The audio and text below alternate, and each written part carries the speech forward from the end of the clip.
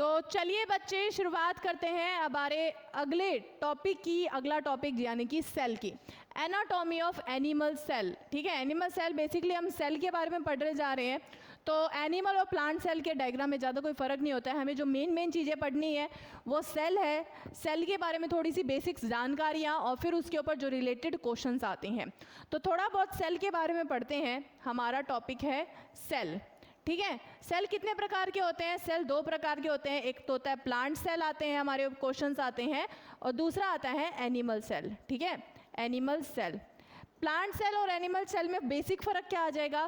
Plant cell और animal cell में फ़र्क ये आ जाएगा कि प्लांट सेल में आपको सेल वॉल मिलेगी, ठीक है, और एनिमल सेल में सेल वॉल नहीं मिलेगी। ठीक है, प्लांट सेल में प्लास्टिड्स मिलेंगे और एनिमल सेल में प्लास्टिड्स नहीं मिलेंगे। ये थोड़ा बहुत चिंता मत करिए, सब कुछ डिटेल में बताया जाएगा। अब बस आराम से आप वीडियो देखते रहिए। ठीक है, सारी चीज़ें डिटेल में बताई जाएगी। सबसे पहली बात, सेल को डिस्कवर किसने किया?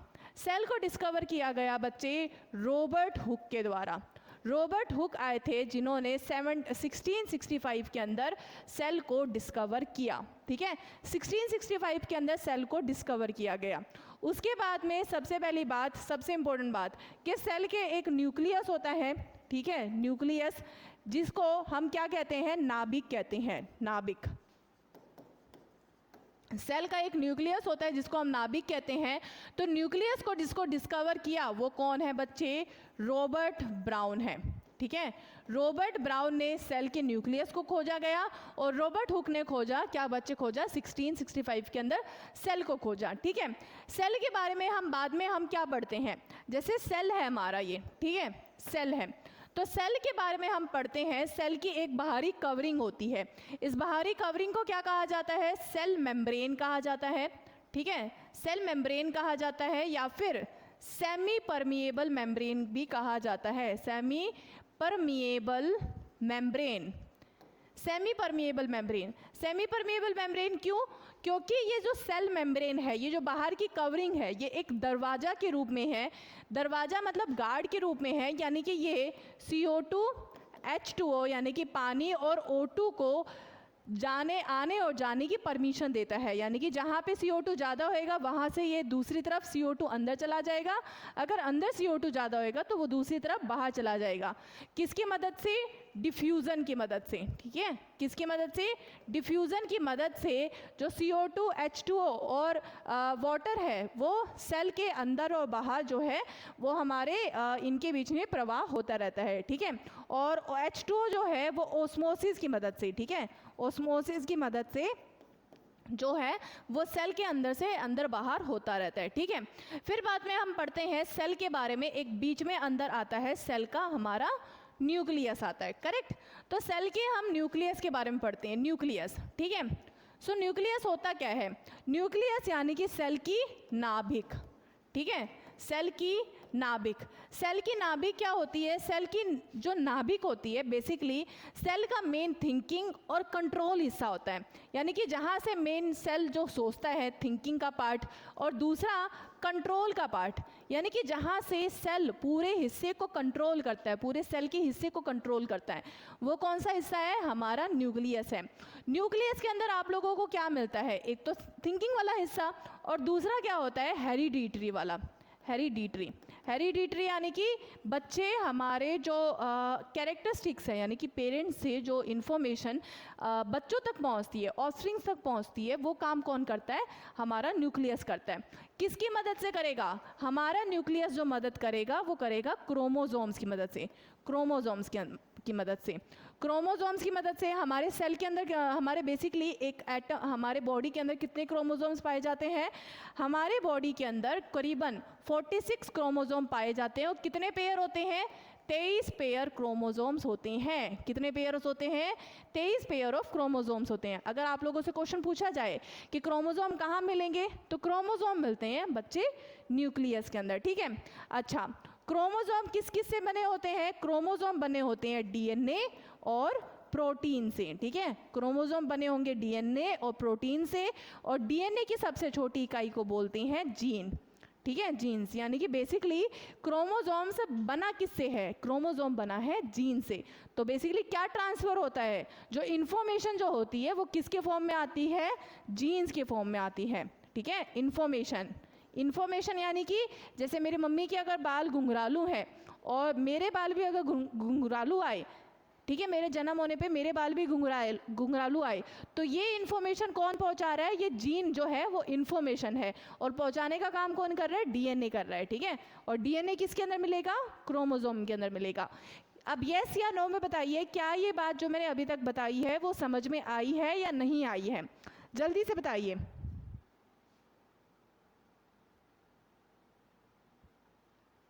जी जल्दी से बताइए, आप समझ में आ जाएगा, चिंता मत करो। समझ में आ गई है, चलो वेरी गुड। तो अब एक बार थोड़ा सा क्वेश्चन देखते हैं, क्वेश्चन किस तरह के आए हैं। चलो एक सिंपल सा क्वेश्चन है आप लोगों का, चिंता मत करो, क्रोमोसोम क्या होते हैं नाभिक पता चल गया, क्रोमोसोम और डीएनए तो आप लोगों को पता होता ही है क्या होता है। ठीक है, तो क्रोमोसोम जो वर्ड है वो जब हिंदी में आएगा तब मैं बता दूंगी। ठीक है, चिंता मत करो। चलो, द बिगेस्ट सेल इज, सबसे बड़ी कोशिका है, सबसे बड़ी कोशिका कौन सी होती है, hen egg, ostrich egg, human egg या किडनी। सबसे बड़ी कोशिका किसकी पाई जाती है, कोशिका के ऊपर क्वेश्चन आ रहा है, तो बताइए। वेरी गुड जी, वेरी गुड। हाँ, तो वो चिंता मत करो, धीरे धीरे करके टॉपिक जैसे आता रहेगा ना, माइटोकॉन्ड्रिया, प्लास्टेड, सब कुछ बताऊंगी। ठीक है, तो सबसे बड़ा सेल कौन सा पाया जाएगा, सेल के ऊपर क्वेश्चन है, तो बताइए सबसे बड़ा सेल कौन सा पाया जाएगा। आर्मी गर्ल, मैं बहुत अच्छी हूँ, आप कैसे हो।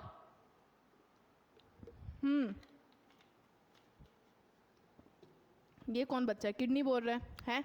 सबसे बड़ा सेल, ऑस्ट्रिच का सेल, शुतुरमुर्ग का जो अंडा होता है वो सबसे बड़ा सेल पाया जाता है। ठीक है, और सबसे सबसे लंबा सेल कौन सा होता है, सबसे लंबा सेल, तो सबसे लंबा सेल होता है नर्व सेल होता है। ठीक है, नर्व सेल, जो हमारी नर्व्स होती हैं उसका जो सेल होता है वो सबसे लंबा सेल होता है। ठीक है, अगला question, cell theory was proposed by, ये आप लोगों का प्रीवियस ईयर क्वेश्चन है, तो लेके आई हूँ मैं आप लोगों के लिए कि कोशिका सिद्धांत किसके द्वारा प्रस्तावित किया गया, रॉबर्ट ब्राउन के द्वारा, अरिस्टोल यानी कि अरिस्टोल बोला जाता है वैसे तो, शेडेन और ब्राउन के द्वारा, या फिर विर्चो के द्वारा। सेल थ्योरी किसके द्वारा बताई गई,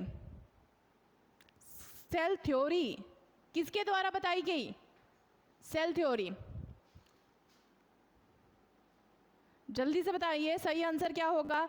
और सभी के सभी बच्चे क्लास को लाइक कर दें, और उसके साथ में जिन जिन बच्चों ने अभी तक चैनल को सब्सक्राइब नहीं कर रखा है, चैनल को भी सब्सक्राइब कर दिया जाए। ठीक है, तो सभी के सभी बच्चे क्लास को भी लाइक कर दें और उसके साथ में चैनल को भी जरूर सब्सक्राइब कर दें। ठीक है, चलिए, तो सही आंसर क्या है, सही आंसर विर्चो ने दी है सेल की थ्योरी। ठीक है, विर्चो ने दी है सेल थ्योरी। अगला question, the cell wall of a fungus is different from other plants is having, किसी भी कवक की कोशिका भित्त पौधों से किसमें भिन्न होती है, मतलब जो फंगस होता है, ठीक है, फंगस जो होता है, फंगस जो होता है उसके अंदर क्या पाया जाता है ऐसा अलग, जो कि दूसरे जो पौधे हैं उसके प्लांट से अलग पाया जाता है। तो आप लोगों का क्वेश्चन है, फंगस के सेल में क्या पाया जाएगा, सेल्यूलोज पाया जाएगा, चिटिन पाया जाएगा, कोलेस्ट्रॉल पाया जाएगा, या फिर ग्लाइकोजन पाया जाएगा। फंगस के सेल में क्या पाया जाएगा। ओके के ब्राउन समझ गई मैम। शेडन और ब्राउन नहीं है, क्योंकि ब्राउन ने जो किया है ना, जैसे मैंने कहा कि सेल थ्योरी दो ने दी है। ठीक है, सेल थ्योरी शेडन और स्केलेडन ने दी है। ठीक है, क्योंकि नाम ये है शेडन और स्केलेडन। ठीक है, और दूसरा है विर्चो ने भी अपनी एक सेल थ्योरी दी है, और स्केडन और स्केलेडन ने दोनों ने अपनी अलग थ्योरी दी है। सो सेल की थ्योरी देने वाले, सेल के जो कोशिका का जो सिद्धांत है वो दो अलग अलग लोगों ने दिया है। ठीक है, सॉरी 3 लोगों ने दिया है। तो विर्चो की अलग थी और स्केलेडन और शेक्वान ने जो दी है वो अलग थी। बट दिक्कत ये है कि उसमें जो मैंने जो पिछला आपका ऑप्शन था, ठीक है, ये जो था शीडेन ने तो दी है, लेकिन ब्राउन ने बच्चे न्यूक्लियस के खोजा है। ठीक है, ब्राउन ने न्यूक्लियस को खोजा है, इसलिए मैंने इस ऑप्शन को टिक ना करते हुए विर्चो को टिक किया, क्योंकि विर्चो ने भी अपना एक सेल का सिद्धांत दिया है। ठीक है, विर्चो ने भी एक अपना सेल का सिद्धांत दिया है। जी चलो अब अगले क्वेश्चन में बढ़ते हैं। अगला क्वेश्चन क्या है जी, किसी भी कवक, कवक यानी कि बच्चे फंगस, तो फंगस के कोशिका में क्या अलग पाया जाएगा? सेलुलोज पाया जाएगा, चिटिन यानी कि काइटिन पाया जाएगा, या फिर कोलेस्ट्रॉल पाया जाएगा, या ग्लाइकोजन पाया जाएगा? फंगस की सेल वॉल में क्या पाया जाएगा?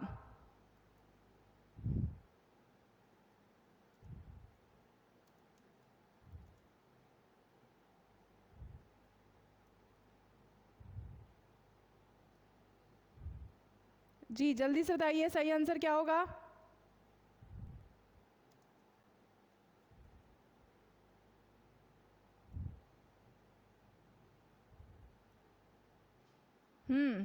क्या है सही आंसर? तो काइटिन एक तरह का मटेरियल होता है जो कि किसके अंदर पाया जाता है? कवक की सेल वॉल के अंदर पाया जाता है। ठीक है, और सेल वॉल केवल और केवल किस में पाई जाती है? सिर्फ और केवल पौधों के कोशिका के अंदर पाई जाती है। एनिमल की कोशिका के अंदर काइटिन नहीं पाई जाती। ठीक है, अगला question, plant and animal cell differ in which of the following structure? पौधे और पशु कोशिका निम्नलिखित में से किस संरचना में भिन्न होती है? चलिए ये मैंने करवा दिया है, ये आप लोगों को आना चाहिए। आई थिंक एक ब्राउन को भी आना चाहिए, बोल रहे थे हिंदी में करवाए, तो हिंदी में भी मैं कोशिश कर रही हूँ। ठीक है, चिंता मत करो।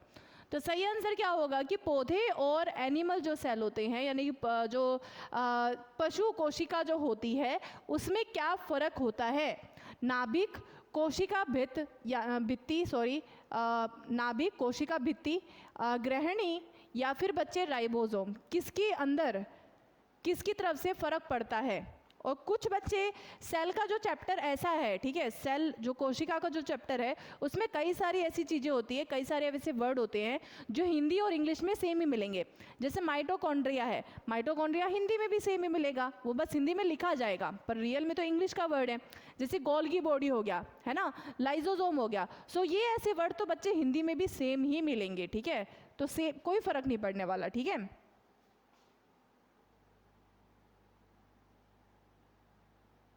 चलो जल्दी से बताओ सही आंसर क्या होगा?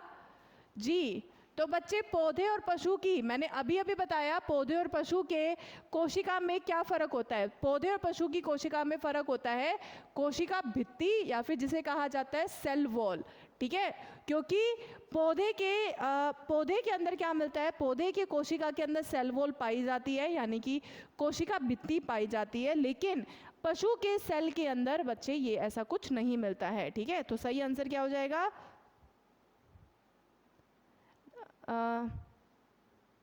जी बच्चे, वैसे एसएसआर, देखो बच्चे, एमआर, एसएसआर और साथ में अगर दूसरे एग्जाम से भी ये इस क्लास से क्वेश्चंस कवर अप हो रहे हैं, तो ऑब्वियसली बहुत सारी क्लासेस, बहुत सारे जो एग्जाम्स हैं उससे भी कवर अप होएंगे। ठीक है, क्योंकि ऐसा देखा जाता है कि मैंने जैसे कल लास्ट टाइम जो मैंने फिजिक्स की क्लास ली थी, तो उसके अंदर मेरी एक स्टूडेंट ने कहा कि मैडम ये तो एसएससी के एग्ज़ाम के लिए भी फिजिक्स बहुत इंपॉर्टेंट रहने वाली है। सो डेफिनेटली जो साइंस होती है, जो बेसिक जनरल साइंस होती है, वो तो सभी के एग्ज़ाम में आएगी, वो तो बस डेप्थ के ऊपर डिपेंड करता है। बाकी एसएससी के लिए भी बहुत अच्छी रहेगी ये क्लास। ठीक है जी बच्चे, जी मंथन पाटिल, सेल वॉल एब्सेंट होती है। ठीक है, सेल वॉल एब्सेंट होती है। अगला question, DNA is present in, बहुत ही आसान सा क्वेश्चन है, मैंने करवा दी है। डीएनए डैश के अंदर मौजूद होता है, आरएनए के अंदर, न्यूक्लियस के अंदर, यानी कि बच्चे नाभिक के अंदर, प्लाज्मा के अंदर, या फिर बच्चे न्यूक्लिक एसिड के अंदर। डीएनए कहाँ पाया जाएगा? जी बच्चे, कुलदीप जरूर लेके आएंगे।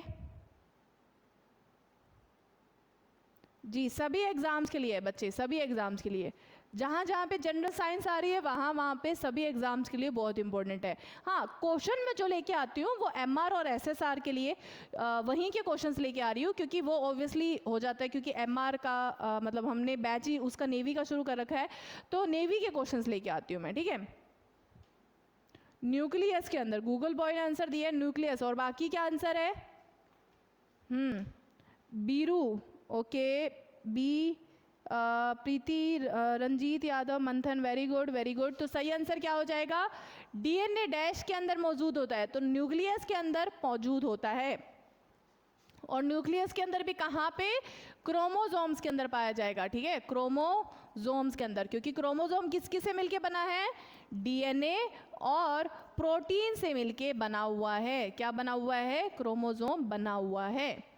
अगला question, DNA in biological sense refers to, जैविक अर्थ में डीएनए का अर्थ क्या है? मतलब बेसिकली जो डीएनए है उसकी फुल फॉर्म आप लोगों से पूछ रखी है।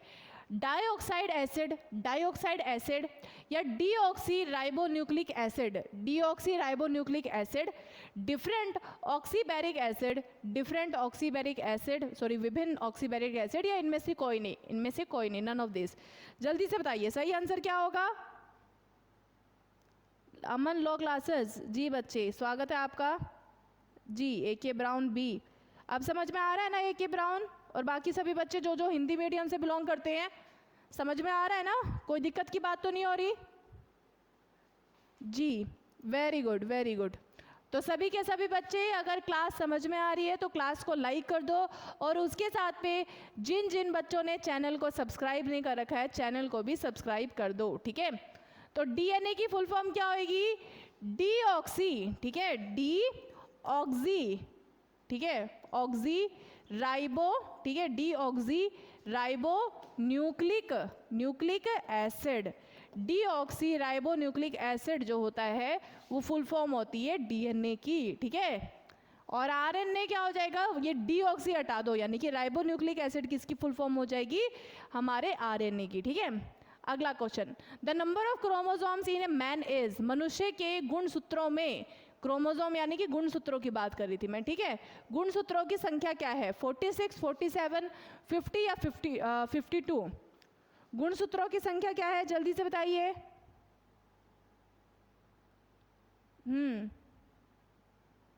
वेरी गुड, चलो बहुत अच्छी बात है फिर तो।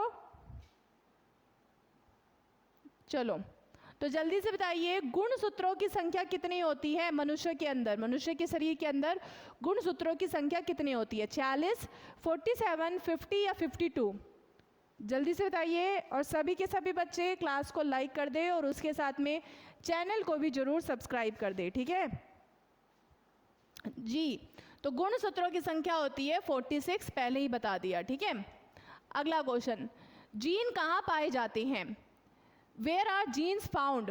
माइटोकॉन्ड्रिया में, प्लास्टिड में, या फिर क्रोमोसोम के अंदर, या न्यूक्लियस के अंदर? जीन कहाँ पाए जाते हैं? बता दिया मैंने, अभी अभी एक्सप्लेन कर रखा है। तो बताइए, माइटोकॉन्ड्रिया में, प्लास्टिड्स के अंदर, क्रोमोसोम के अंदर, या न्यूक्लियर मेम्ब्रेन के अंदर जीन कहाँ पाए जाएंगे? मोहित कटारिया बोल रहे हैं, आप बेरू सिंह हैं। कितने अलग अलग आईडी से आओगे भाई बच्चे? जल्दी से बताइए, जीन कहाँ पाए जाते हैं? जी सब लोगों का आंसर आ रहा है सी। ओके चलिए जल्दी से बताइए। जीन्स कहाँ पाए जाते हैं? जीन्स, तो जीन्स पाए जाते हैं बच्चे क्रोमोसोम्स के अंदर, ठीक है, क्रोमोसोम्स के अंदर, न्यूक्लियस के अंदर, ठीक है। और न्यूक्लियस के अंदर भी न्यूक्लियर मेम्ब्रेन होती है, यानी कि नाभिक की भी कवरिंग होती है, मेम्ब्रेन होती है, ठीक है। और ये मेम्ब्रेन क्या होती है? डबल मेम्ब्रेन होती है, यानी कि न्यूक्लियस की क्या होती है? 2 बार मेम्ब्रेन होती है, 2 बार कवरिंग होती है, ठीक है, 2 बार कवरिंग होती है। चलो अगला question, the number of chromosome in down syndrome, down syndrome में गुणसूत्रों की संख्या कितनी होती है? चलिए जल्दी से बताइए, डाउन सिंड्रोम जो होते हैं उसके अंदर गुणसूत्रों की संख्या आपको कितनी मिलेगी? 46, 47, 48 या 49? जल्दी से बताइए जी।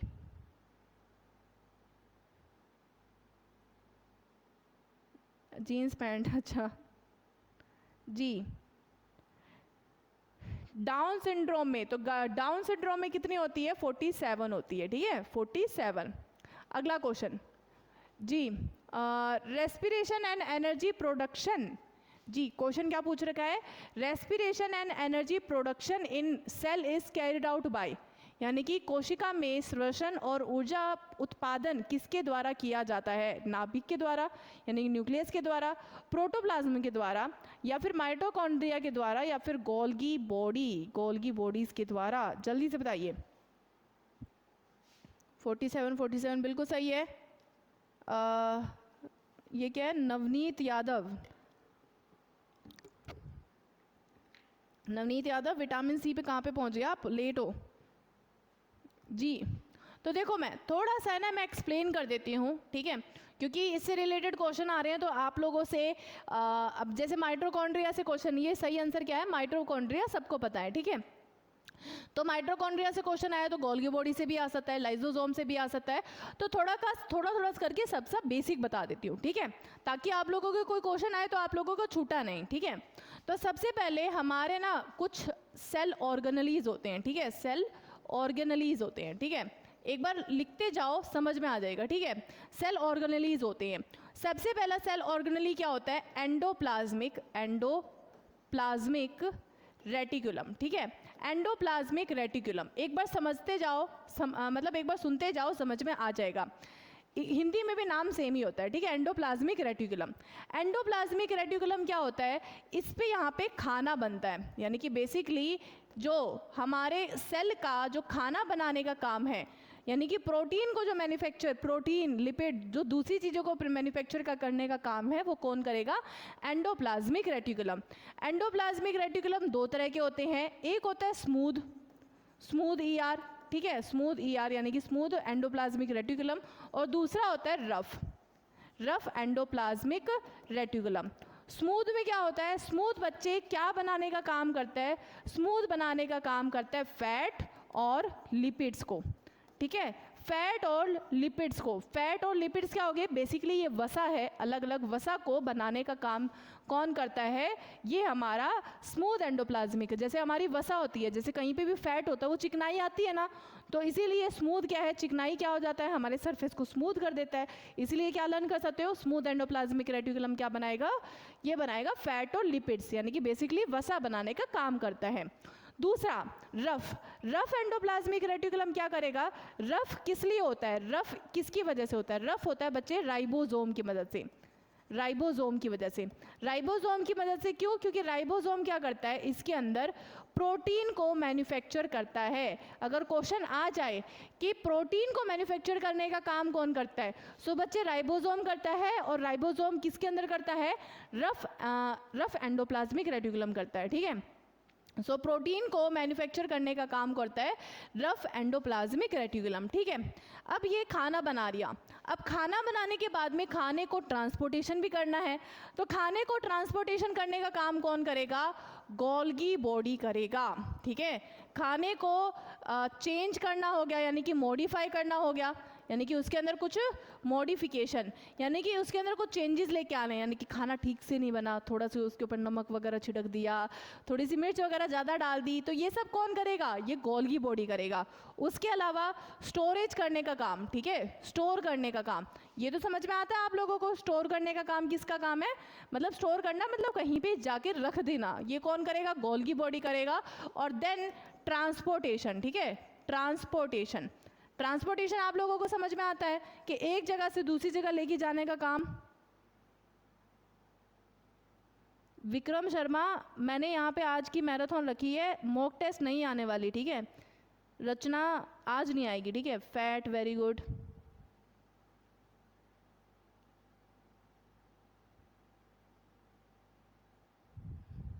जी, तो ये क्या है, गोल्गी बॉडी, जो कि ये तीन काम करता है।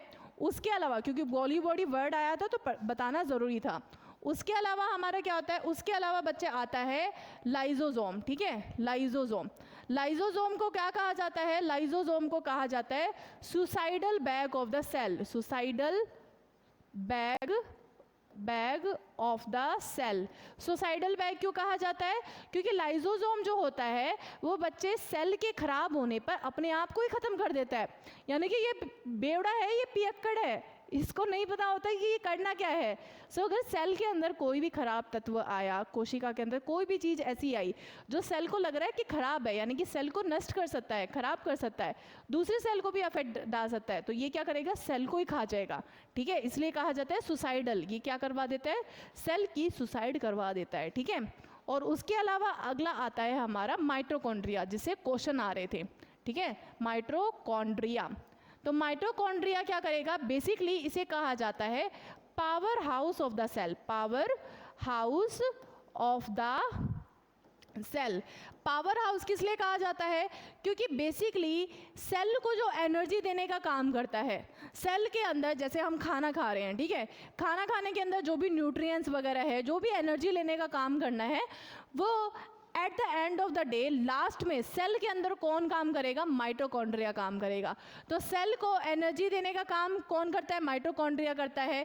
किसकी मदद से करता है, एटीपी की मदद से करता है। किसकी मदद से करता है, एटीपी की मदद से। यानी कि एटीपी क्या है, एटीपी है बच्चे एनर्जी की करेंसी है। एनर्जी की करेंसी यानी कि बच्चे ये क्या है, करेंसी, या फिर ये बोलूँ मैं ऊर्जा की इकाई है। ऊर्जा की क्या है, इकाई है। यानी कि ऊर्जा जो मुझे छोटे छोटे हिस्सों में, छोटे छोटे जो पैकेट्स में मिलती है, वो किसकी फॉर्म में मिलती है, एटीपी की फॉर्म में मिलती है। और एटीपी की आप लोगों से क्वेश्चन भी पूछा जा सकता है, एटीपी की फुल फॉर्म क्या है। एटीपी की फुल फॉर्म है एडिनोसाइन ट्राइफॉस्फेट, ट्राइफॉस्फेट। तो एडिनोसाइन ट्राइफॉस्फेट जो कि क्या फुल फॉर्म है, किसकी है, एटीपी की फुल फॉर्म है। तो अलग अलग एटीपीज की फॉर्म में हमें माइटोकॉन्ड्रिया जो है वो क्या देता है, पावर देता है, यानी कि एनर्जी देने का काम कौन करता है, माइटोकॉन्ड्रिया देता है सेल को। ठीक है, अच्छा एक और ख़ास बात है, एक और क्या ख़ास बात है कि बच्चे माइटोकॉन्ड्रिया के पास अपना खुद का क्या मिलेगा, डीएनए मिलेगा और अपना खुद का राइबोसोम मिलेगा। यानी कि इसके पास अपने खुद के डीएनए और राइबोसोम है, और राइबोसोम है तो यानी कि ये क्या बना सकता है, ये बना सकता है अपना प्रोटीन। यानी कि जहाँ जहाँ राइबोसोम मिलेंगे वहाँ वहाँ क्या बनेगा, प्रोटीन भी मिलेगा। क्या अभी तक ये बात समझ में आ गई है या नहीं, समझ में आ गई, वेरी गुड।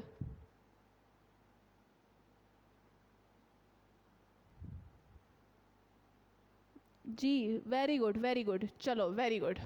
तो ये क्या हो गया, डीएनए और राइबोसोम। उसके अलावा एंड में आके हमारे पास बचता है प्लास्टिड्स। ठीक है, प्लास्टिड्स। प्लास्टिड्स में क्या मिलता है, प्लास्टिड्स में मिलता है, एक तो हमें मिलता है बच्चे क्लोरोप्लास्ट। ठीक है, ये पढ़ लो क्योंकि इस पे क्वेश्चंस आएंगे, प्लास्टिड्स के ऊपर क्वेश्चंस आते हैं।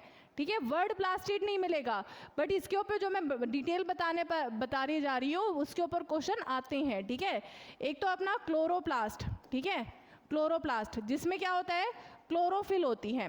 ठीक है, क्या होती है, क्लोरोफिल होती है, जो कि क्या करती है, हमारे पौधे को ग्रीन करने का काम करती है ना। जो कि क्लोरोफिल जो होती है, आप लोगों को आगे बताऊंगी मैं डिटेल्स क्लोरोफिल की। तो एक बात समझ लो कि प्लास्टिड्स के अंदर क्या मिलेगा, क्लोरोप्लास्ट मिलेगा।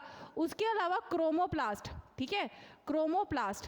क्रोमोप्लास्ट क्या होता है, सबसे पहली बात कि इसके अंदर क्लोरोफिल के अंदर आपको ग्रीन पिगमेंट मिलता है, और क्रोमोप्लास्ट के अंदर अलग अलग, जैसे ऑरेंज हो गया, रेड पिगमेंट हो गया, ये सब पिगमेंट किस में मिलते हैं, क्रोमोप्लास्ट के अंदर मिलते हैं।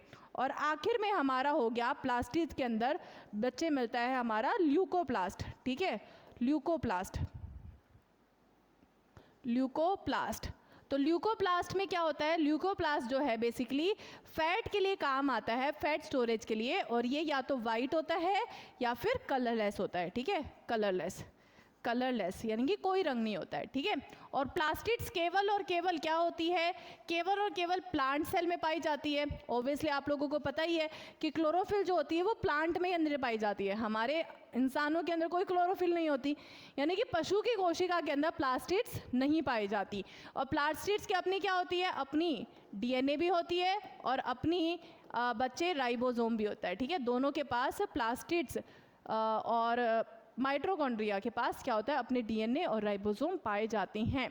ठीक है जी बच्चे, चलिए अब अगला क्वेश्चन कर दो, वरना बहुत ज़्यादा तुम बोलोगे मैडम इतनी सारी डिटेल। क्रोमोप्लास्ट,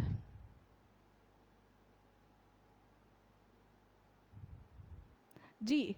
तो चलिए अब अगले क्वेश्चन की ओर बढ़ते हैं। आज का अगला क्वेश्चन, एटीपी क्या है? एडिनोसाइन टेट्राफॉस्फेट, एडिनोसाइन ट्राइफॉस्फेटेस, या फिर एडिनोसाइन ट्राइफॉस्फेट, या फिर बच्चे एडिनोसाइन ट्राइफॉस्फेट। क्या होता है? एटीपी की फुल फॉर्म क्या है? जल्दी से बताइए। क्या बताना है रचना जी?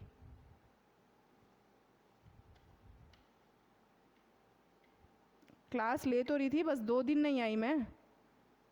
एक दिन तो पीपीटी बनानी थी, पीपीटी लेट हो गई थी, और एक संडे आ गया था।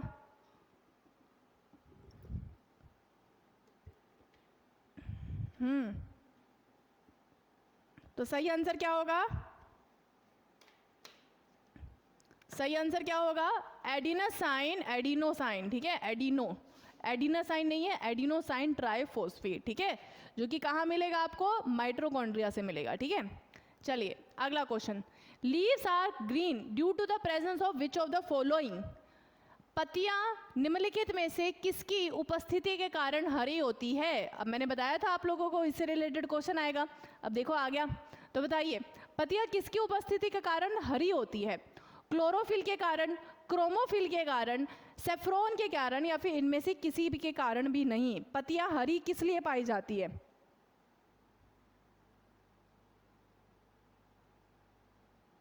हरियाणा में बहुत लगते हैं मेले। हाँ भाई लगते हैं। चलिए जल्दी से बताइए, और सभी के सभी बच्चे क्लास को लाइक कर दें, और उसके साथ में जिन जिन बच्चों ने हमारे साथ अभी अभी जुड़े हैं और चैनल को सब्सक्राइब नहीं कर रखा है, तो चैनल को भी ज़रूर सब्सक्राइब कर दिया जाए। तो जल्दी से बताइए, पत्तियां हरी किसके कारण होती है? और समझ में आ रहा है ना आप लोगों को? मतलब शुरुआत में जब समझाने जाते हैं तब लगता होगा कि नहीं समझ में आ रहा है, बट जब क्वेश्चन कर रहे हो तब तो लग रहा होगा ना कि हाँ मैडम समझ में आ रहा है। क्योंकि ये गैप आई कैन अंडरस्टैंड कि हिंदी और इंग्लिश का एक गैप रहेगा, बट मैं पूरी कोशिश कर रही हूँ कि जो हिंदी वाले हैं, क्योंकि देखो माइटोकॉन्ड्रिया इंग्लिश में भी और हिंदी में भी माइटोकॉन्ड्रिया ही है, प्लास्टिड जो है वो भी दोनों हिंदी और इंग्लिश में सेम ही है, तो मैं इन सब में वर्ड्स में क्या ही चेंजेस करूँ, इसलिए मैंने इंग्लिश में लिख दिया। बाकी अब जब क्वेश्चन आते हैं तब आप लोगों को समझ में आ जाएगा कि किस तरीके से आ रहे हैं। हाँ, क्लोरोफिल के अंदर सबसे पहली बात क्लोरोफिल, और क्लोरोफिल के अंदर कौन सा मिनरल पाया जाता है? तो क्लोरोफिल के अंदर मैग्नीशियम पाया जाता है, ठीक है, मैग्नीशियम पाया जाता है। वेरी गुड टेक गुरुजी, बहुत ही अच्छा दिया है आपने आंसर। चलिए अगला question, the duplication of chromosome occur during which of the following? जी, गुणसूत्रों के दोहराव निम्नलिखित में से किस दौरान होता है? माइटोसिस के कारण, मियोसिस के कारण, माइटोसिस और मियोसिस के कारण, या इनमें से कोई नहीं? जी, गुणसूत्रों के डबल होना किसके कारण होता है? जी वेरी गुड, वेरी गुड। चलिए जल्दी से बताइए सही आंसर क्या होगा?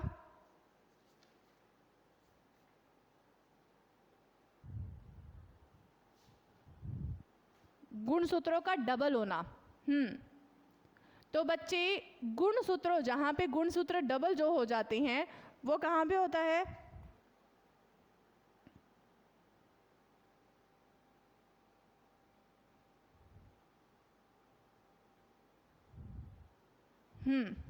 तो गुणसूत्र जहाँ पे डबल हो जाते हैं वो कहाँ पे होता है? वो माइटोसिस के अंदर होता है, जहाँ पे आपके गुणसूत्र क्या हो जाएंगे? दो हो जाएंगे, डबल हो जाएंगे। यानी कि एक जो होता है, ठीक है, एक होता है माइटोसिस, ठीक है, माइटोसिस, और दूसरा होता है मियोसिस, ठीक है, मियोसिस, ठीक है। माइटोसिस क्या होता है? माइटोसिस होता है यानी कि एक आपका जो पेरेंट सेल है, एक सेल जो होता है वो दो अलग अलग सेल में टूट जाता है, ठीक है, मतलब एक सेल जो है, एक सेल का बंटवारा हो जाएगा, दो अलग अलग सेल में टूट जाएंगे, जिसकी वजह से आपके गुणसूत्र जो हैं, गुणसूत्र क्या हो जाएंगे? डबल हो जाएंगे, दो गुना हो जाएंगे। जबकि आपके मियोसिस के अंदर क्या होता है? एक सेल जो है वो चार छोटे छोटे सेल के अंदर टूट जाएगा, एक सेल जो है वो चार छोटे छोटे सेल के अंदर टूट जाएगा। और इसमें गुणसूत्र क्या होते हैं? गुणसूत्र जो होते हैं वो चार जो होते हैं वो हाफ हो जाते हैं, बेसिकली क्या हो जाती है? गुणसूत्र इसके अंदर हाफ हो जाते हैं, ठीक है जी।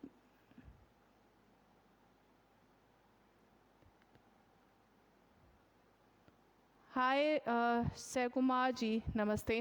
चलिए अब अगले क्वेश्चन में बढ़ते हैं। अगला क्वेश्चन क्या है?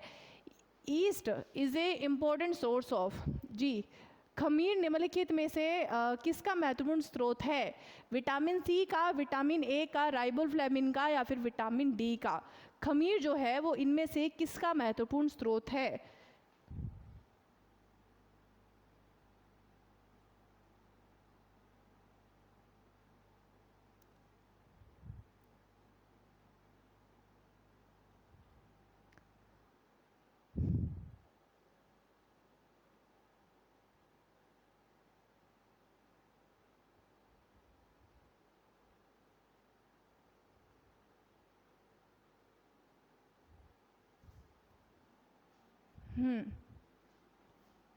चलिए जल्दी से बताइए, जो बच्चे यीस्ट होता है वो खमीर होता है, निम्नलिखित में से किसका महत्वपूर्ण स्रोत है? जी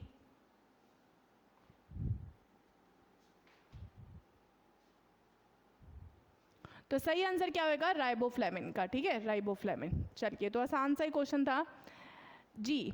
अब आप लोगों का क्वेश्चन पूछा जा रहा है कि प्लांट सेल के अंदर पानी जो होता है वो किसकी मदद से ऊपर उठता है? ये किसके ऊपर है? ये टिश्यूज़ के ऊपर क्वेश्चन आप लोगों का पूछ रखा है। पौधे में पानी ऊपर किसकी वजह से ऊपर उठता है? कैम्बियम के कारण, जाइलम के कारण, फ्लोएम के कारण, या कोर्टेक्स के कारण? पौधे के अंदर पानी किसकी मदद से ऊपर उठता है? हाँ, यीस्ट ब्रेड में यूज़ करते हैं। चलिए जल्दी से बताइए, जल्दी से बताइए, पौधे में पानी किसकी मदद से ऊपर उठता है? अब देखो, जब पौधे की बात की जाए, पौधे की, ठीक है, पौधे की जब भी बात होए तो आप लोगों को एक बात समझ लेनी है। क्या? सबसे पहले पौधे के अंदर दो तरह के टिश्यूज़ पाए जाते हैं। कौन कौन से? एक होता है जाइलम, ठीक है, जाइलम हिंदी में भी सेम ही होता है, और एक होता है फ्लोएम। फ्लोएम, ठीक है। जाइलम क्या करता है? जाइलम से जल याद करना है, यानी कि जाइलम जो है वो जल और साथ में मिनरल को प्रवाह करने का काम करता है। यानी कि पौधे के शरीर में से जो जल का प्रवाह होता है या फिर मिनरल्स जो होते हैं, जैसे कि हमारे अलग अलग मिनरल्स होते हैं, नाइट्रोजन होता है, कैल्शियम होता है, ये सारी जो मिनरल्स होते हैं वो एक जगह से दूसरी जगह, सेल की बॉडी से कहाँ पे एक जगह से दूसरी जगह जो पौधे की पूरी बॉडी से इधर उधर जाते हैं, वो किसकी मदद से होता है? जाइलम की मदद से होता है। और फ्लोएम यानी कि फल याद रखना है, यानी कि फ्लोएम जो होता है वो सेल के फूड को ट्रांसपोर्ट करने का, यानी कि सेल के फूड को एक जगह से दूसरी जगह भेजने का काम कौन करता है?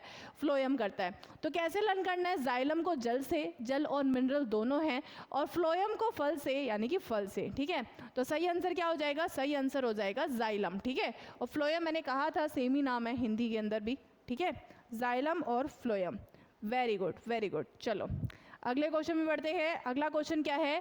Cartilage is made up of A protein, जो उपासित प्रोटीन से बना होता है। कार्टिलेज किस प्रोटीन से मिलके बना होता है?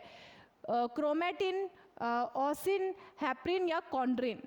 कार्टिलेज जो कि आप लोगों को कहाँ मिलेगा? कार्टिलेज मिलेगा बच्चे आपको नाक के अंदर, नाक की हड्डी के अंदर, मतलब नाक पे जो होती है वो एक्चुअल में कार्टिलेज होता है। ठीक है, और ईयर के अंदर और लार्नेक्स के अंदर, लार्नेक्स। तो बच्चे इन सब के अंदर आप लोगों को कार्टिलेज मिलता है। तो आप लोगों से क्वेश्चन पूछा गया है, कार्टिलेज जो होता है वो कौन से प्रोटीन से मिलके बना होता है? कार्टिलेज। जी very good, very good. Chromatin नहीं है, सही आंसर क्या है? कॉन्ड्रिन। कॉन्ड्रिन जो होता है वो एक तरह का प्रोटीन होता है, इसको नोट कर लेना, कि जिससे कार्टिलेज मिलके बना होता है। ठीक है जी। अगला question, cardiac muscles are found only in, हृदय में मांसपेशियां केवल डैश में पाई जाती है। हृदय की मांसपेशियां किस में पाई जाती है? अब आप लोगों को हिंदी में क्वेश्चन बड़ा आसान हो गया। हृदय में, यकृत में, फेफड़े में या किडनी में? जी बच्चे बहुत ही आसान सा क्वेश्चन है, जल्दी से बता दीजिए अब जी। तो क्या होएगा सही आंसर? हृदय की मांसपेशियां केवल इनमें से पाई जाती है। किस में पाई जाती है हृदय की मांसपेशियां? अब आसान सा क्वेश्चन है आप लोगों के लिए, है ना जी। तो बताइए क्या होगा सही आंसर? लंग। अच्छा, हृदय की मांसपेशियां लंग में पाई जाएगी, हैं? किसने आंसर दिया है? गूगल बॉय अभी प्रसाद, जय हिंद, कैसे आप जी? फेफड़े अरे भाई हृदय की मांसपेशी है, आसान आसान ही है यार, हृदय में पाई जाएगी। सिंपल है, कार्डियक मसल्स। ठीक है, चलो ओके।